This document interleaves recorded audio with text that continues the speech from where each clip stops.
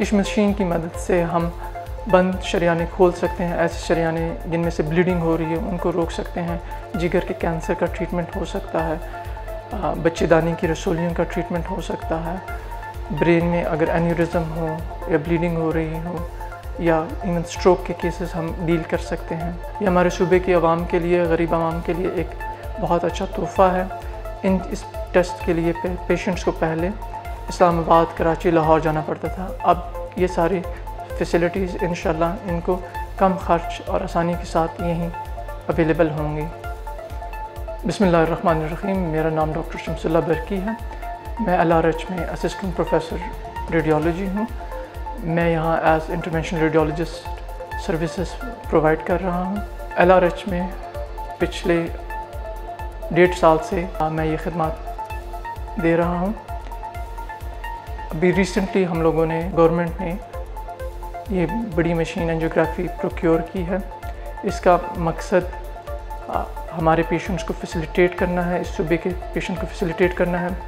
ये angiography machine जो कि इंटरवेंशनल रेडियोलॉजी के लिए डेडिकेटेड है, पूरे सूबे में गवर्नमेंट सेक्टर में कहीं भी नहीं है। इंटरवेंशनल रेडियोलॉजी तिब के शोबे में निस्बतन नई फील्ड है। हमारे सूबे में पहली बार गवर्नमेंट सेक्टर में इसका आगाज़ हुआ है। इंटरवेंशनल रेडियोलॉजी क्या है? पुराने ज़माने में और आजकल भी अगर पेशेंट को कोई सर्जिकल इशू है, कोई बीमारी है, तो पेशेंट को जनरल एनेस्थीसिया दे के उसको एडमिट करके आप बड़ा ऑपरेशन करते हैं, जिसका रिकवरी टाइम और हॉस्पिटल स्टे काफ़ी लंबा होता है। पेशेंट की कॉम्प्लिकेशंस के चांसेस निस्बतन ज़्यादा हैं। जबकि इंटरवेंशनल रेडियोलॉजी में हम सिर्फ छोटी सुइयों से और अपने दूसरे औजार से बग़ैर किसी लंबा कट दिए हुए, बग़ैर जनरल एनेस्थीसिया दिए हुए, वही बीमारियां बेहतर तरीके से और कम ख़र्च के साथ, कम हॉस्पिटल स्टे के साथ, पेशेंट की कम तकलीफ़ के साथ आसानी से डील कर सकते हैं।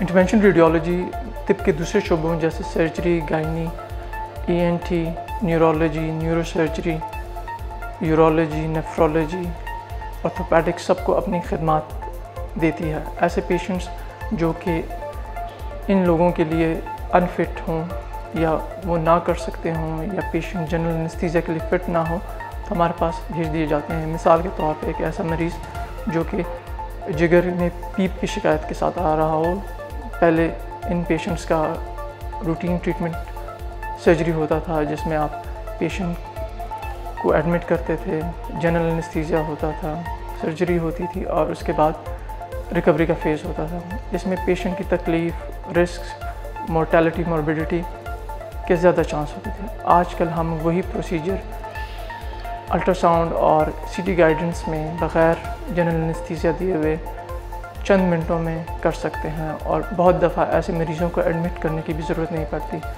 तो एक तरह से गवर्नमेंट के और हस्पताल के रिसोर्सेज काफ़ी हद तक बच जाते हैं। इस मशीन की मदद से हम बंद शरियाने खोल सकते हैं। ऐसे शरियाने जिनमें से ब्लीडिंग हो रही है उनको रोक सकते हैं। जिगर के कैंसर का ट्रीटमेंट हो सकता है, बच्चेदानी की रसोलियों का ट्रीटमेंट हो सकता है, ब्रेन में अगर एन्यूरिज्म हो या ब्लीडिंग हो रही हो या इवन स्ट्रोक के केसेस हम डील कर सकते हैं। ये हमारे सूबे की आवाम के लिए, गरीब आवाम के लिए एक बहुत अच्छा तोहफ़ा है।